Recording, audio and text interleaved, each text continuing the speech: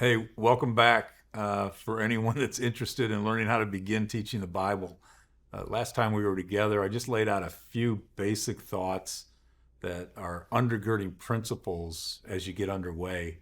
But what's your preparation look like? For me, preparation isn't coming to the Bible to say, well, what can I say from this text? But it's rather, what is this text initially trying to say? And then that requires a preparation process that might take you a little longer at the beginning than it will later.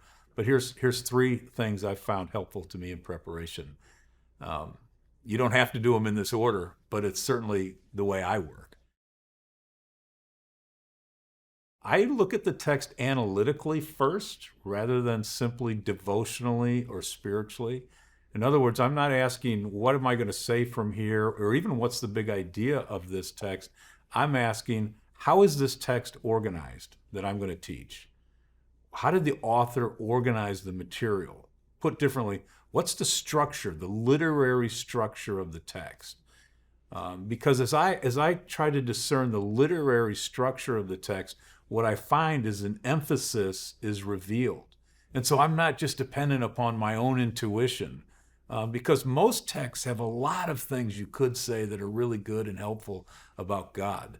But what's the thing that God is trying to communicate through the literary organization of this text and the author's intent?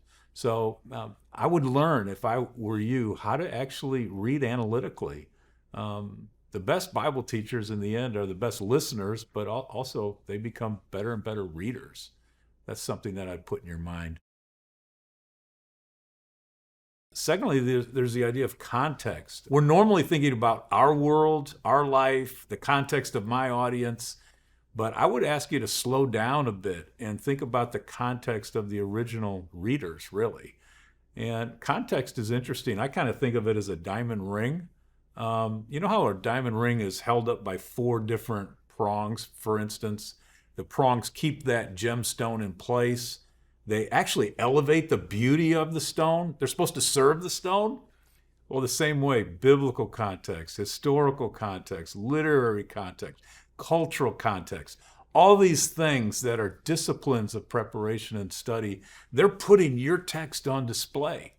And so you've got to give yourself to understanding the text within its context, because that context is going to control the meaning. That's going to be a couple hours of your time, just even getting familiar with the definitions and learning how to work with that. But you'll be counting steps for a while you're preparing, but eventually you'll be dancing as you begin to teach the Bible more and more.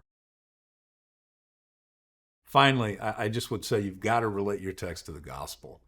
It's so easy sometimes to teach the Bible and you get done and you're like, did I even talk about Jesus? He was in the text. Did I miss him? Certainly he's not hiding under any rock, but two questions I would ask you to think about anytime you're going to teach the Bible. One, what's the relationship of my text to the gospel? And number two, how does the gospel affect the understanding of my text?